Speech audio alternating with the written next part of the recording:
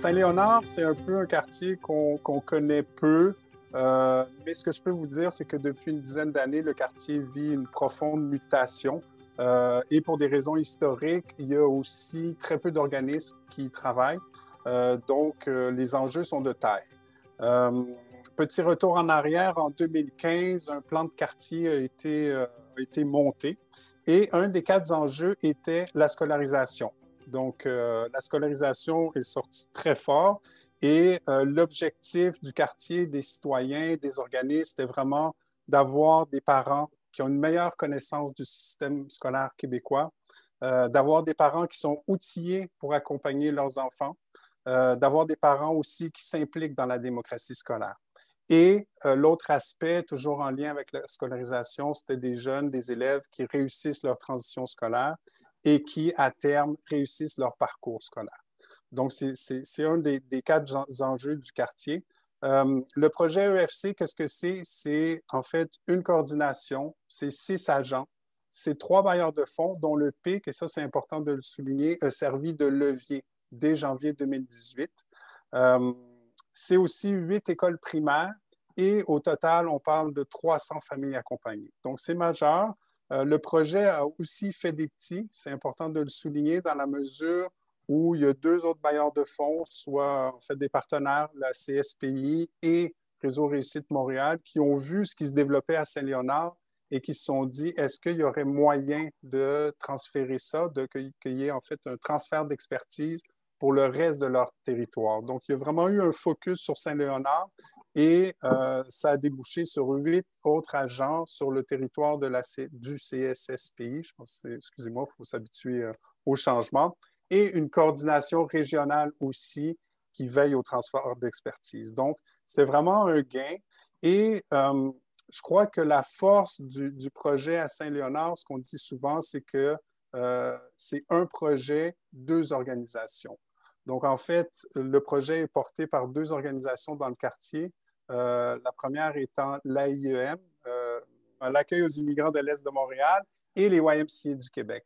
Donc, l'AIEM arrivait avec toute une expertise en accompagnement de nouveaux arrivants, en interculturel, et de l'autre côté, il y avait les YMCA du Québec qui avaient toute une expertise pour les liens avec le réseau scolaire. Donc, cette force d'avoir un projet, 2 organisations qui arrivaient avec leurs forces respectives, a fait qu'on a pu avancer de manière de faire de belles avancées.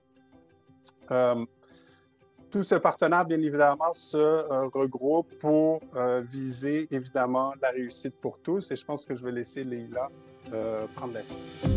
Moi, je suis Leïla Saya. Je travaille pour le YMCA. Je suis une agente école, famille, communauté dans 2 écoles primaires dans le quartier de Saint-Léonard. Donc, l'école Wilfrid Bastien et l'école Alphonse Pesant. Aujourd'hui, j'accompagne, pour cette année, je dirais, j'accompagne près d'une trentaine de familles pour différents besoins. Alors, pour aujourd'hui, nous avons choisi une histoire donc d'accompagnement qui illustre un petit peu notre mandat, notre champ d'intervention, mais surtout l'objectif auquel nous aspirons quand on intervient auprès d'une famille. Donc, c'est l'histoire d'une maman, donc d'une mère, que j'ai rencontrée lors de la rencontre parents-enseignants en avril 2018. C'était la rencontre pour le 2e bulletin. En me présentant à elle et présentant mon mandat, elle m'a demandé si je pouvais l'accompagner à la rencontre avec l'enseignante, car elle était peu francisée, donc peu fonctionnelle en français, chose que j'ai acceptée. Après la rencontre, la mère m'a vraiment témoigné sa satisfaction de cette rencontre-là, et l'enseignante aussi. Donc, la mère me disait se sentir vraiment impliquée, engagée pour la première fois dans cet échange-là. Et elle m'a confié qu'elle vivait une situation très difficile et qu'elle aurait besoin de plus d'aide. Donc, effectivement, le portrait, je vais vous résumer un petit peu le portrait qui se dressait devant moi. Donc, c'était une mère qui était nouvellement monoparentale, qui était isolée, qui était très loin du système, qui était peu francisée, qui était peu scolarisée dans sa langue d'origine, Elle avait 6 enfants âgés entre 18 ans et 9 mois. L'ex-mari a abandonné le foyer familial en la laissant dans des situations financières très précaires. La DPJ était déjà dans le dossier parce que l'un des enfants avait des difficultés de comportement.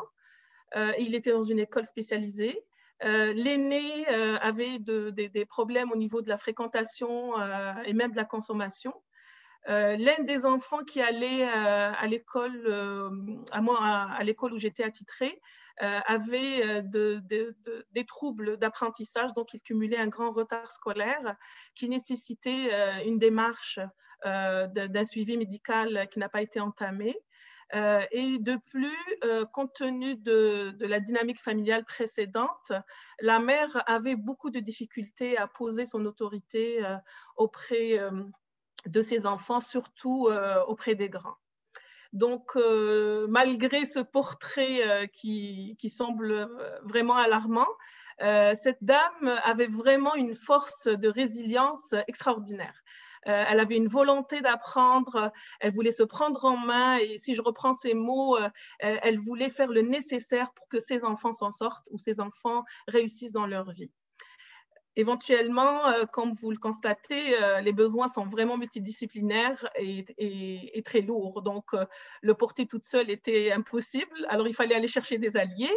Le premier allié que j'avais, c'était une intervenante de l'accueil aux immigrants de l'Est de Montréal, qui était déjà dans le dossier. Donc, j'ai pu me concerter avec elle. On s'est soutenues toutes les deux, on s'est réparti les tâches. La priorité, c'était la sécurité financière. Donc, on est allé solliciter aussi le soutien de l'Association coopérative d'économie familiale de l'Est, l'ACEF de l'Est, qui ont accompagné la mère pour établir un budget, faire de l'éducation financière pour qu'elle comprenne le fonctionnement et bien plus parce que la démarche a été très laborieuse. On a eu beaucoup de surprises à ce niveau-là. Pour ce qui est des difficultés du jeune qui était dans mon école, donc il y avait un besoin de compréhension. Alors, j'ai rencontré toute l'équipe qui travaillait avec l'enfant afin de mieux comprendre les besoins et les attentes. Donc, j'ai dû les simplifier, les vulgariser afin de les rendre accessibles à la mère. D'un autre côté, j'ai aussi sensibilisé justement l'équipe école parce que dans cette dynamique, le temps devient un facteur clé. L'école, c'est normal, il y a des délais, on veut référer pour des classes de classement.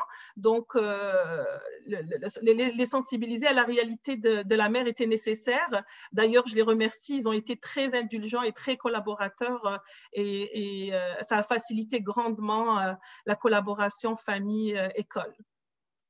Pour ce qui est de la dynamique familiale, là aussi, il y avait un besoin de compréhension par rapport au rôle de la DPJ, au service du CLSC. Donc, j'accompagnais la mère à ses rencontres, je lui expliquais à quoi ça sert la DPJ, comment rendre, pour une meilleure collaboration justement famille-DPJ, qui a d'ailleurs fini par la fermeture du dossier, et amener la mère justement à aller chercher les services du CLSC pour un suivi individuel, donc pour elle-même, mais aussi un suivi pour la famille, pour les enfants. Alors aujourd'hui, j'ai pu constater justement la progression, donc le gain de confiance, d'assurance de cette maman au fil du temps. Aujourd'hui, elle a un réseau, elle connaît les services du quartier, elle les utilise. Elle connaît les besoins de ses enfants, elle y répond, elle collabore avec différents adultes, mais le plus important, c'est qu'elle partage son expérience à d'autres familles, elle encourage d'autres familles à se mobiliser. Elle est devenue une multiplicatrice hors pair et elle est devenue l'une de mes alliées parce qu'elle me réfère de nouvelles familles, elle me partage quand elle découvre de nouveaux services ou de nouvelles ressources, elle va me les partager, elle fait vraiment la promotion des services du quartier. D'ailleurs, petite parenthèse, durant la pandémie, elle a été d'un grand soutien et d'un grand accompagnement pour une autre mère qui était isolée, qui avait 2 enfants avec un trouble du spectre de l'autisme, qui malheureusement ne pouvait pas sortir faire son épicerie. Donc, notre alliée, elle l'a accompagnée, elle a trouvé une solution, elle lui faisait livrer l'épicerie, elle a encouragé à briser cet isolement-là, et elle l'a rattaché à d'autres ressources, entre autres le mien aussi. Donc voilà, c'est un peu cette histoire avec cette note justement d'autonomie à laquelle on aspire donc dans nos interventions. Voilà. À Saint-Léonard, c'est vraiment de favoriser l'empowerment, mais aussi à ce que de créer des parents relais qui vont justement intégrer dans leur réseau et qui vont partager les connaissances de leur quartier. On veut vraiment maintenir ce projet.